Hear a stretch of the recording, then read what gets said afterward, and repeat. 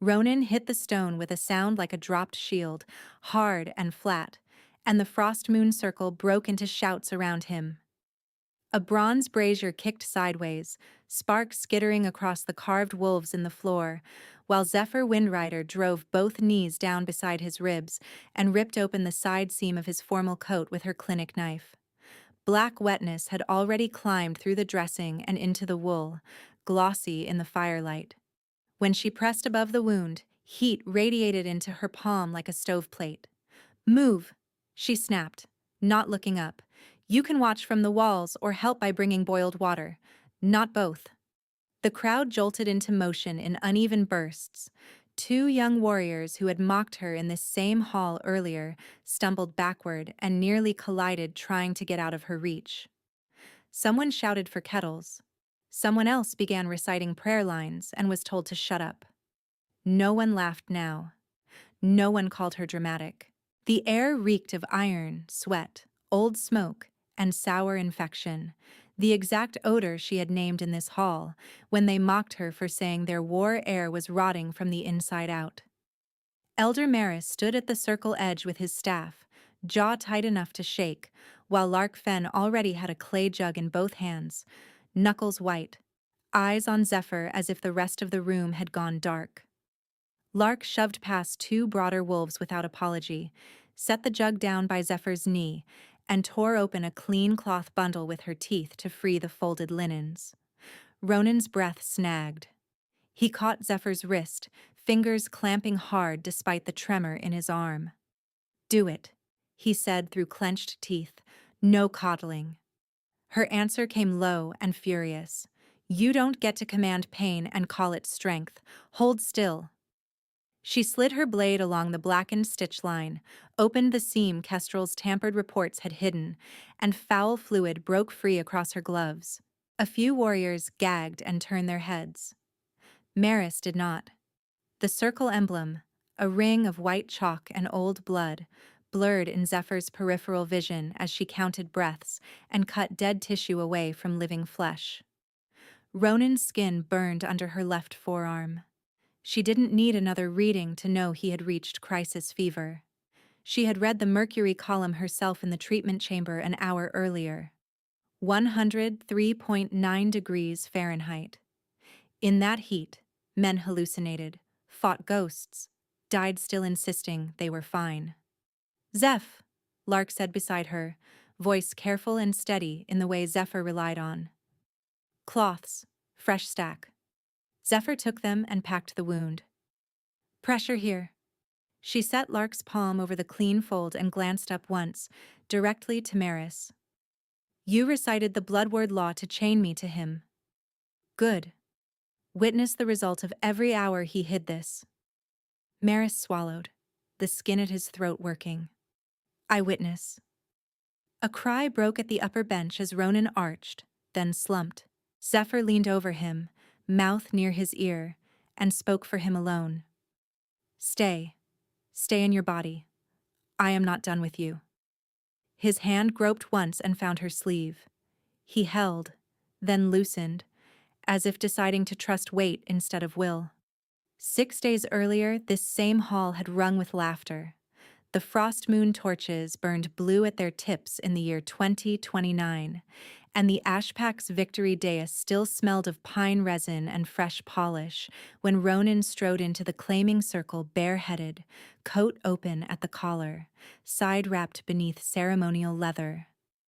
Meltwater from boots had dried into pale tracks across the floor from the earlier procession, and the carved stone wolves around the ring glinted where generations of hands had worn the edges smooth.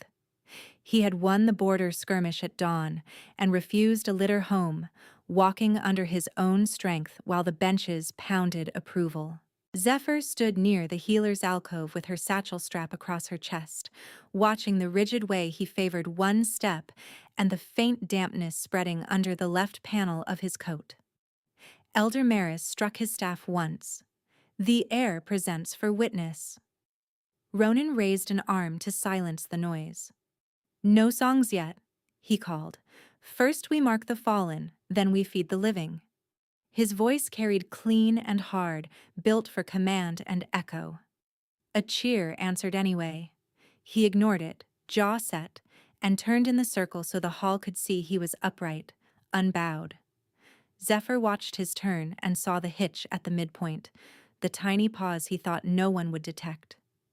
She also smelled what the distance should have hidden, sweet decay beneath leather oil. Her training named it before her pride could hold her back. She stepped off the alcove lip before she could talk herself out of it. You need treatment before rites.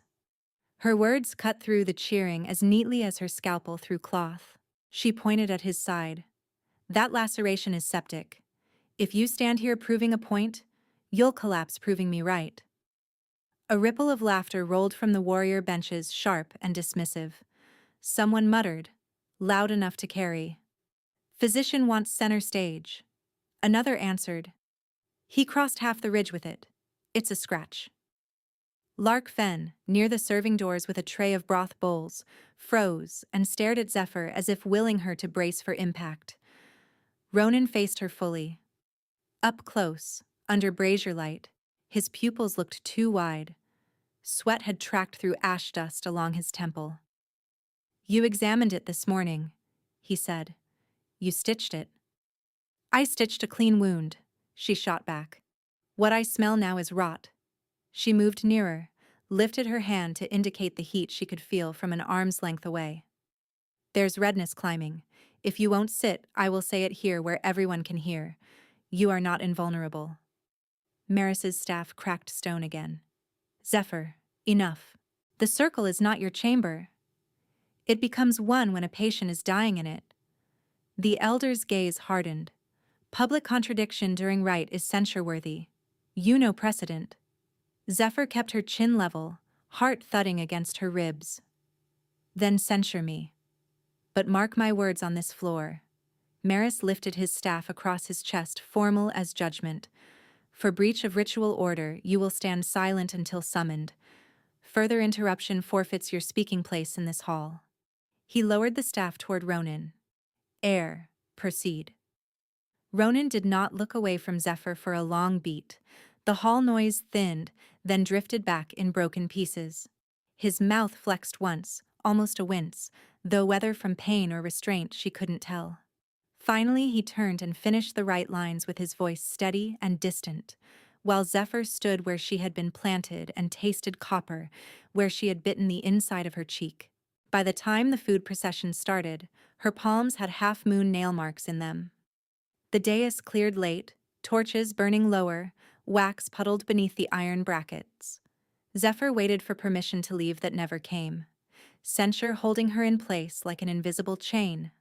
Ronan remained near the central brazier with his back to the benches, head bowed as if reading the carved names in the stone ring. Everyone else moved around them, careful and pretending not to notice the charged line running from one to the other. At last he lifted his head. Their eyes met and stayed. Longer than courtesy, longer than challenge. Zephyr felt her breath hitch once against her will. He looked exhausted, furious, and strangely young without the crowd shouting his title. His right hand drifted toward his side and stopped there, fingers pressing fabric where seepage darkened by the minute. You should be lying down, she said. You should not have been silenced, he answered. The words landed between them like a thrown blade. She had expected denial, arrogance, command. Not that. He took a step forward, then another, and she held her ground, though every instinct told her to either close the distance or flee it entirely. He stopped just outside arm's reach. I did not ask Maris to censure you, he said quietly. You didn't need to. Her voice came rough. A room full of men laughed and you let them. His jaw tightened. I let nothing. I finished a rite while trying not to black out. For a heartbeat she saw it. The fight to stand, the fever sheen, the stubbornness he wore like armor because it had never yet failed him in battle. Then she remembered the laughter and the staff strike, and the way power always called obedience virtue. She folded her arms to keep from reaching for his pulse. Tomorrow, she said, you come to the chamber before dawn, not after drills, not after briefings. He stared at her mouth as if translating each word. Tomorrow, he repeated. It sounded like both agreement and threat. No apology came from either of them. None would have survived the heat in the air. She left through the side corridor with her satchel thumping against her hip and her censure still ringing in her ears. Torchlight in the corridor painted the stone in bands of amber and black. Zephyr had almost reached the apothecary door when bootsteps sounded behind her, uneven and too fast. She turned. Ronan was there, one hand braced on the wall, breath harsh from effort and pain. The corridor was narrow enough that their shadows merged against the stone. "You're bleeding through," she said automatically.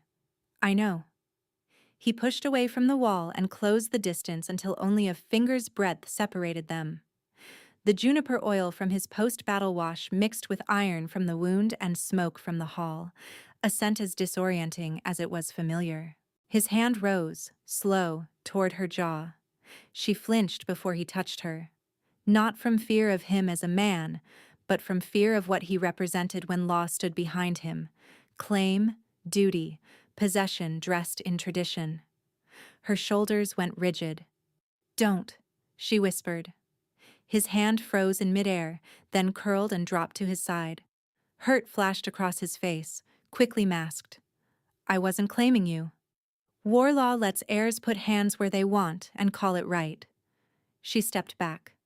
"I am not a spoils right." Ronan's nostrils flared.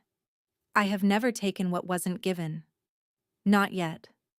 The word came out sharper than she meant, fueled by censure and old stories, and every woman in the hall who had learned to smile through coercion. She hated the look that crossed his face, but she didn't retract it. He looked down at his blood-wet side and laughed once without humor. "You think I'm here to own you while my guts are falling out? I think power makes men deaf." For a moment he seemed ready to answer with equal violence. Instead, he set his palm flat on the wall between them, leaned there, and spoke through his teeth. "Then hear this clearly. I came to say you were right." He lifted his eyes. "And I came because I wanted to see if you would still look at me when I wasn't standing on a dais." She did. That was the problem. "Go to bed," she said after a long silence. "If you collapse in this corridor, I am dragging you by your heels and letting everyone watch."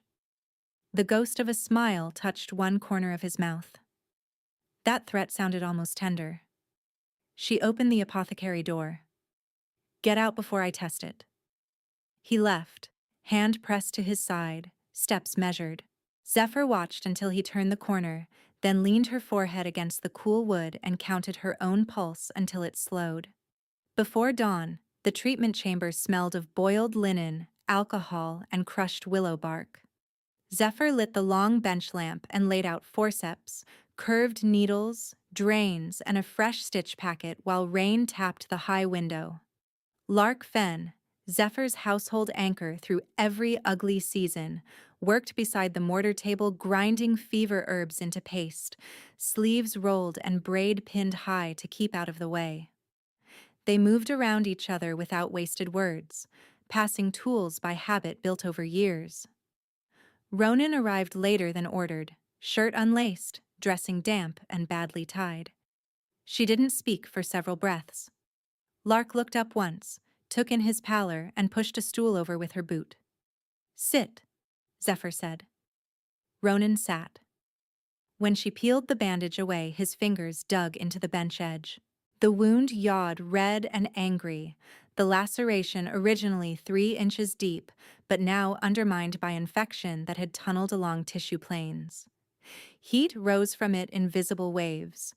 A sweet putrid odor rolled up, unmistakable. "This was packed wrong," she muttered. "I followed instructions in the field report." She shot him a look.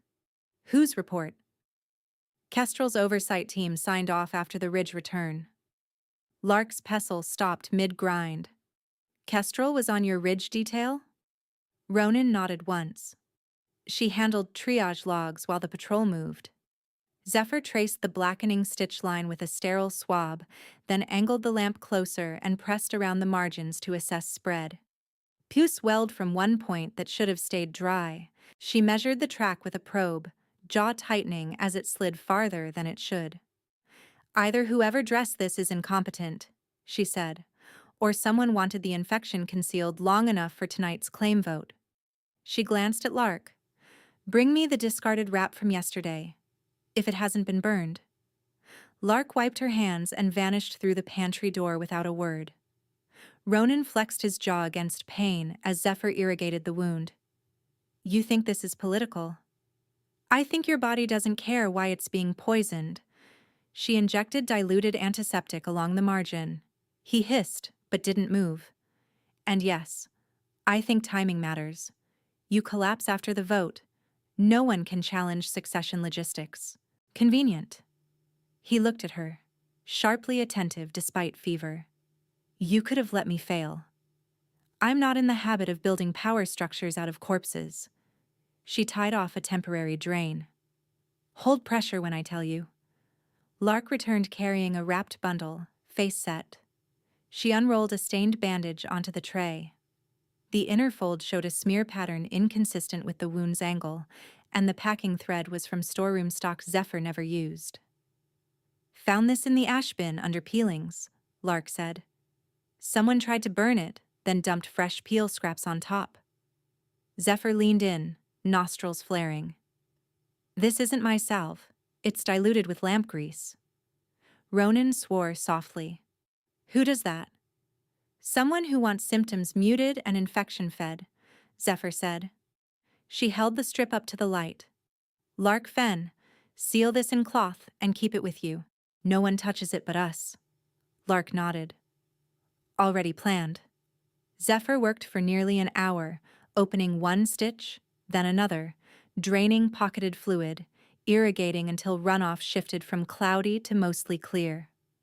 Ronan shook once so hard the metal tray rattled.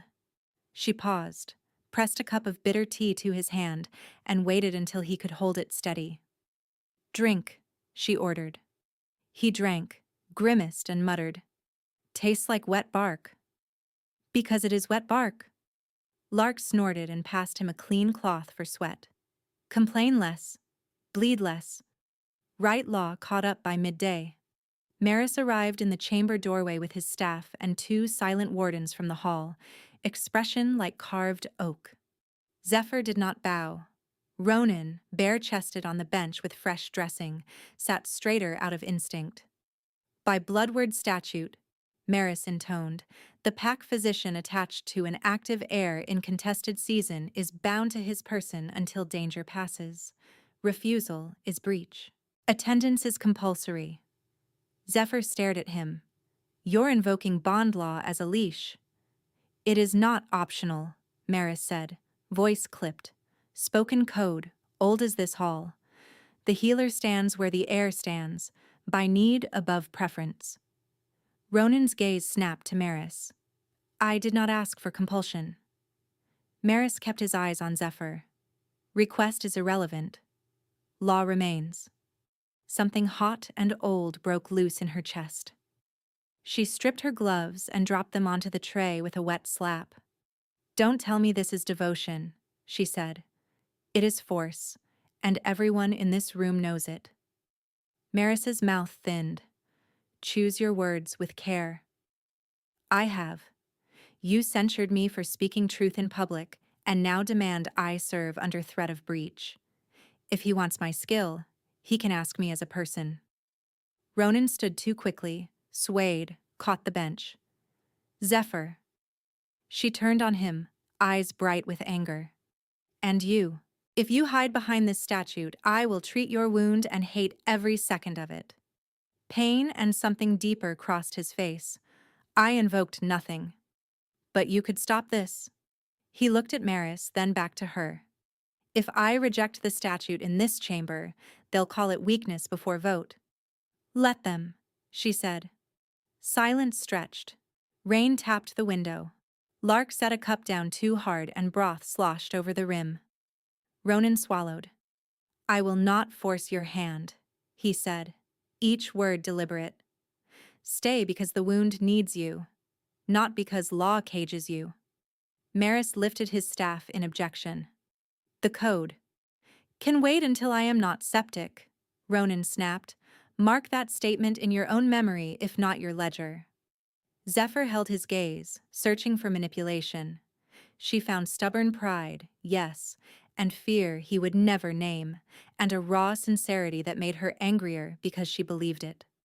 Fine, she said at last. I stay for the patient. Nothing else? Maris's shoulders tightened. I will return at dusk. He turned and left. Lark exhaled like she had been underwater. I hate that man's timing. Zephyr looked at Ronan's bandage. Lie back. Your fever isn't impressed by legal theater. The next hours narrowed to body and work. Zephyr changed dressings twice, adjusted drains, and monitored urine color in a ceramic basin because kidneys often failed before warriors admitted collapse. Ronan obeyed with visible effort. Each time pain spiked, his pulse hammered under her fingertips at his neck. Each time she leaned in to listen to his breathing, the iron and juniper scent reached her, and something in her own body answered before thought intervened. By evening, the chamber was dim except for the bench lamp and the copper coil of the kettle hissing on coals. Ronan sat on the treatment table in loose trousers, shoulder muscles tense, while Zephyr swabbed around the wound. Her wrist brushed his flank. Heat surged through both of them like a startled animal. Don't flinch, she said, voice too quiet. I'm not flinching from the swab. He gave a humorless half smile. I'm trying not to move for other reasons. She kept her eyes on the wound and felt the back of her neck warm. Lark Fenn, who had been grinding herbs at the far table and pretending not to hear the silence thickening, suddenly found a reason to inventory jars in the pantry and left with a muttered curse about missing corks. Ronan watched Zephyr's face as she tied fresh gauze. When you contradicted me in the circle, he said, I wanted to roar at you in front of everyone. I noticed. I also wanted to drag you behind the dais and ask why no one has ever spoken to me like that. His voice roughened. You looked at me and saw a body that could fail, not a banner. She tied the knot tighter than needed. You were shaking on your feet. I wasn't going to pretend otherwise. He reached up slowly, giving her time to pull away, and touched 2 fingers to the inside of her wrist where her pulse jumped. I want you, he said. Not just your skill. Not this law Maris keeps waving. You. The room seemed to tilt a degree. Zephyr set the scissors down with care. I want you alive, she replied. Then I want you, in that order. Ronan closed his eyes briefly as if the distinction struck deeper than rejection. When he opened them again, there was no mockery. Then keep me alive. She nodded once. Hold still for the needle. He did, even when she debrided tissue that made his hands clench white. Between tasks, she wiped his brow with a damp cloth. Once he caught her wrist and pressed his lips to her knuckles without comment, then let go before she could decide whether to allow it. She didn't pull away fast enough to hide that she wanted to stay. Night settled heavy against the window, and they worked until exhaustion blurred the edges of anger into something more dangerous. Trust. By the 5th day after injury, Ronan could stand through a full dressing change without gripping the table. Zephyr still did not let him leave the chamber alone. Lark kept bringing proof in small increments. A copied line from triage logs where dates had been scraped and rewritten, a supply chit missing Zephyr's signature, a jar of diluted salve that smelled faintly of lamp grease, each item Lark Fenn tucked into a cloth roll hidden under the kitchen hearthstone when not in use. You keep every slight like a winter store, Zephyr said, watching Lark label herb sachets with charcoal marks. Lark snorted. I keep records when wolves smile and lie. She slid a folded ledger page across the table. Look at this column. Dressing change marked as physician present during an hour you were in the censure alcove getting lectured. Zephyr traced the altered ink where a looped letter had been forced over an original stroke. Kestrel. Who else writes R like a thorn branch? Lark leaned closer. Maris needs to see this with his own eyes before he can hide behind precedent. He won't like being cornered. He doesn't have to like it. Lark tapped the page. He has to choose in public. That afternoon, Maris came for inspection, face drawn from too little sleep. Zephyr laid the swapped bandage on a clean tray, then the altered ledger sheet beside it. Lark stood at her shoulder, arms folded. Ronan sat upright on the bench, shirt open, wound clean but still deep enough to ruin him if neglected. Maris frowned at the tray. What is this performance? Evidence, Zephyr said. Bandage from Ashbin. Not my materials. Ledger altered to show care that never happened. Lark pointed with a spoon handle she had carried from the kitchens, as if daring anyone to call her unqualified. Smear direction wrong for his wound angle. Ink correction over original date. You can smell grease in that salve from here. Maris bent, sniffed, recoiled faintly. He lifted the ledger close to the lamp, thumb rubbing at the overwritten line. For a long moment he said nothing. His shoulders seemed to sag under the weight of ritual and the simple stubborn fact of contamination. Ronan broke the silence. If this had held another day, I might have died at the vote. Maris looked from wound to bandage to Zephyr's face. Bring this to Hall at moonrise, he said at last, before witnesses. Zephyr wiped her hands on a clean cloth. In the same room where you censured me. Yes. The word came rough. In the same room. Moonrise brought frost along the lower stones and a crowd thicker than the first night. Word had spread. The air had nearly fallen.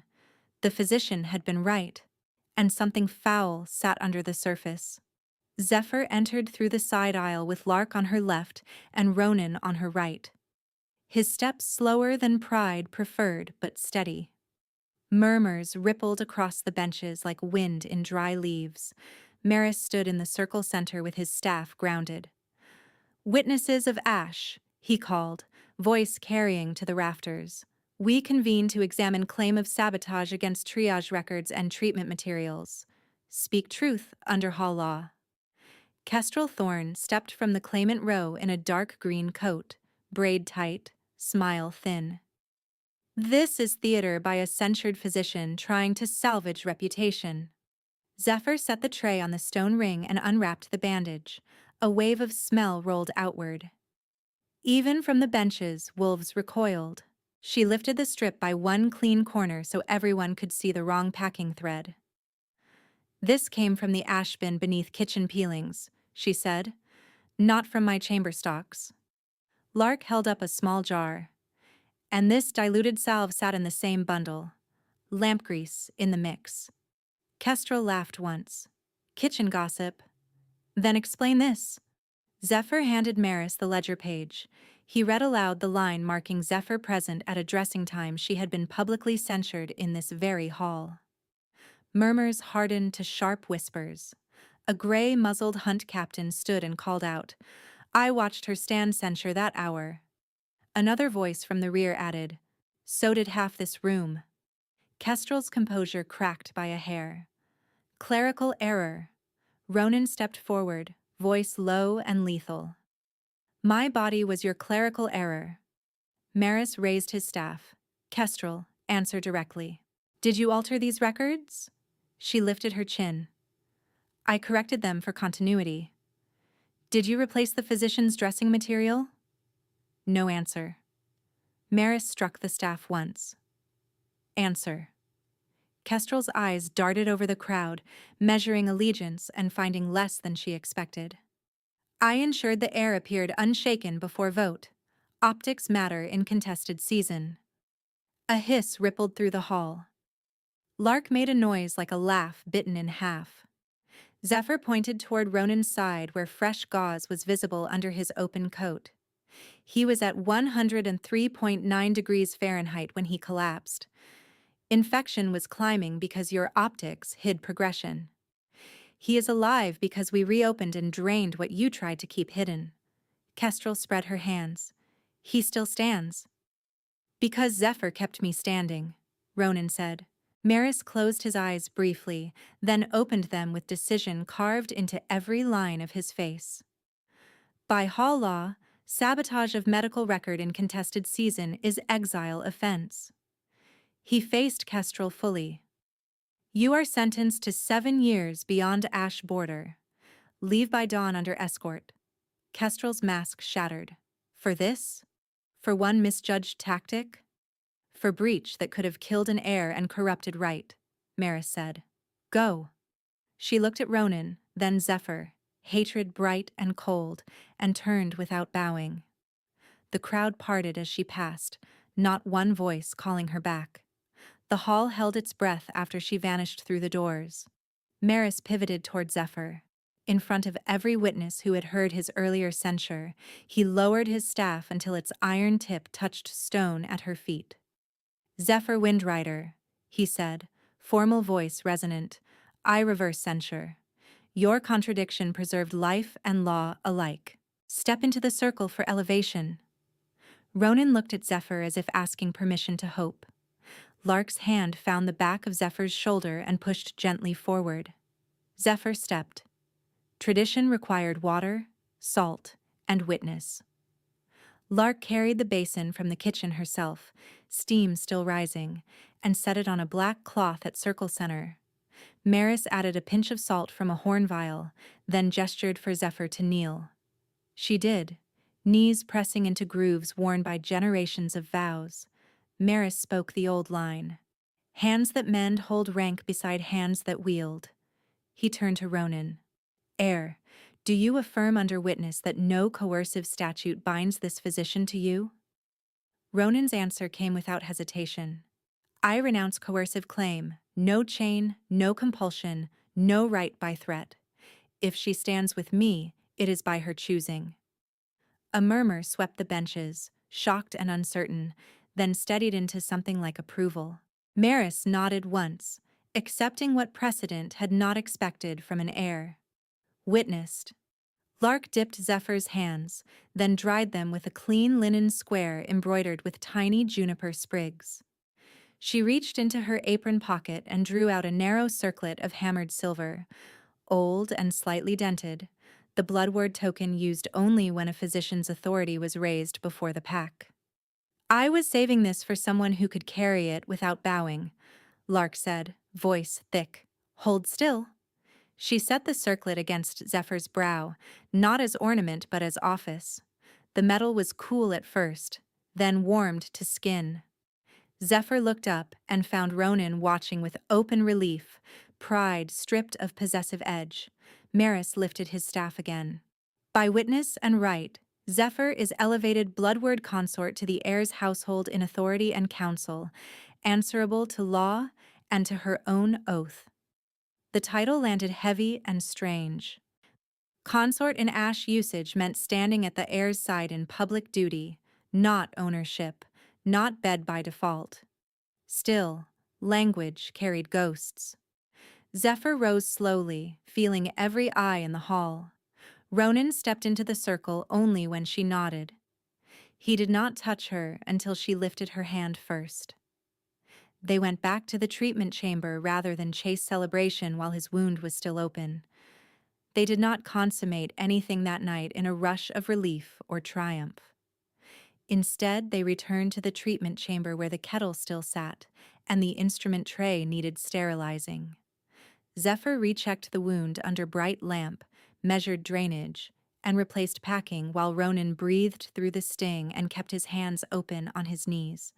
Duty first, as promised. Later, when the chamber was clean and the corridor quiet, he stood by the window while she unlaced her own cuff ties, with fingers suddenly clumsy from fatigue. Moonlight silvered the edge of his shoulder. The silver circlet rested on the table between them like a third pulse. Are you asking me now as heir? She said, or as the man who stopped his hand in the corridor when I said don't? As the man, he answered. Always the man first if you'll have me. She crossed to him. every step deliberate. Then hear me clearly. I choose you with eyes open. If you ever hide behind law to reach me, I walk. You'll never need the warning twice. When he touched her face this time, she leaned into his palm. No flinch, no audience, no staff striking stone. They kissed slowly, as if learning a language without conquest in it. His mouth tasted faintly of willow bark tea and smoke. Her hands spread over his back and felt the residual heat of healing skin under linen. They paused at the narrow cot by mutual instinct, both breathing hard, both aware this crossing could not be undone into the old antagonism that had sustained them. Ronan rested his forehead against hers. "Still yes?" he asked. Zephyr answered by taking his wrist and placing his hand at her waist. "Still yes." Their clothes came off in measured motions, punctuated by checks and nods and small half-laughs when his bandage tugged and she made him slow down. Desire did not erase caution, it moved with it. He asked before shifting her, before lifting her leg, before pressing closer where she was tight and trembling. She answered in words, then in breath, then in the way she pulled him back each time he tried to retreat too far for fear of hurting her. When they finally lay together, it felt less like surrender than alignment, the long tension of 6 days finding a shape neither coercive nor accidental. Afterwards, she rested her ear over his heart and listened to the strong, uneven rhythm settle into steadier cadence while his fingers traced the inside of her wrist as if memorizing the pulse there. Near dawn, Lark knocked once and entered with broth without looking surprised. She set the bowl on the stool, took in Ronan's rumpled hair, Zephyr's undone braid, and the clean dressing still intact on his side. "Good," she said. "You managed intimacy and medical compliance. I was worried about one of those." Ronan groaned into the pillow. Zephyr laughed into her sleeve. Recovery did not happen in one dramatic morning.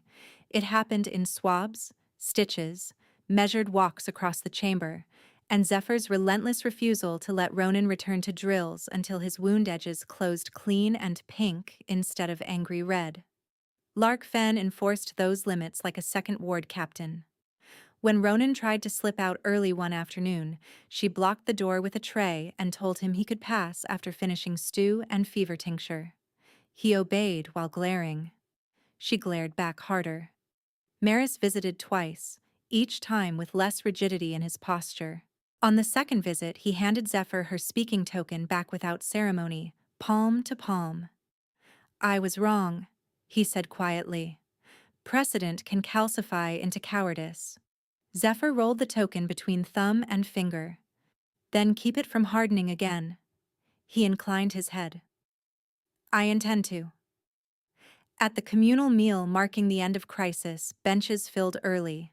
No one laughed when Zephyr crossed the hall floor. Wolves made room. Ronan arrived later, coat properly closed but no longer hiding bandage bulk. He took his place at the circle edge and waited until Zephyr joined him before lifting his cup. "To those who speak when silence is easier," he said. Lark, from the serving line, banged her ladle against a pot in agreement. "And to kitchen spies with good noses," she added, making half the hall grin despite itself. Maris surprised everyone by raising his own cup toward Lark. "To witnesses who pay attention." The gesture did not erase what had happened, but it marked movement. In the days that followed, Zephyr adjusted to being watched differently. Warriors now brought injuries sooner. Apprentices asked sharper questions. Ronan consulted her in council not as decoration, but as equal voice. And when he disagreed, he did it in the open, then listened in the open. Once, during a heated debate about Border Patrol pace, he caught himself saying, "Because I decide," and stopped mid-sentence. Zephyr arched an eyebrow. He took a breath and rephrased from evidence instead of rank. Maris, seated nearby, hid a smile in his beard. No one spoke Kestrel's name often, but absence had shape. Her coat peg stood empty in the claimant corridor. The triage ledgers she had touched were rechecked by Zephyr and Maris together, page by page, not as code spectacle, but because lives sat behind every mark. Lark Fenn sat with them through 2 of those long nights, bringing tea, then sitting to compare handwriting loops when their eyes blurred.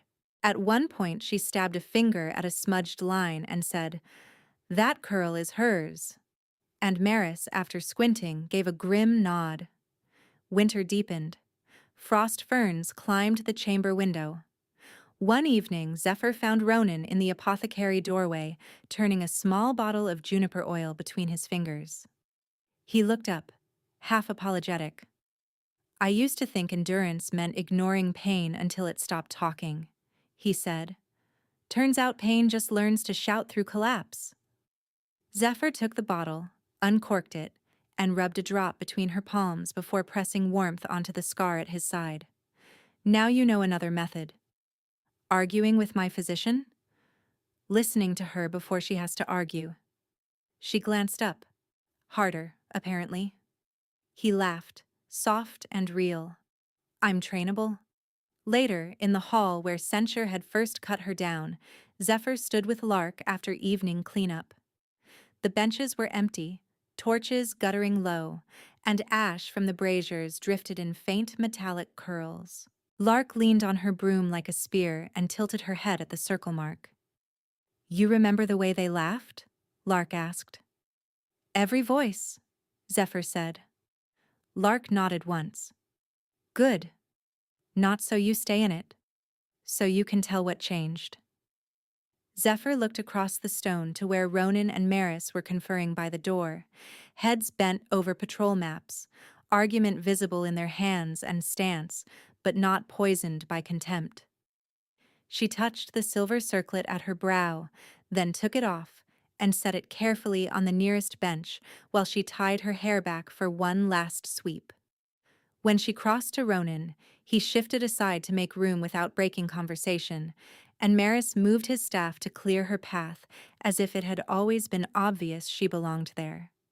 Outside, wind ran along the eaves and rattled the prayer chimes.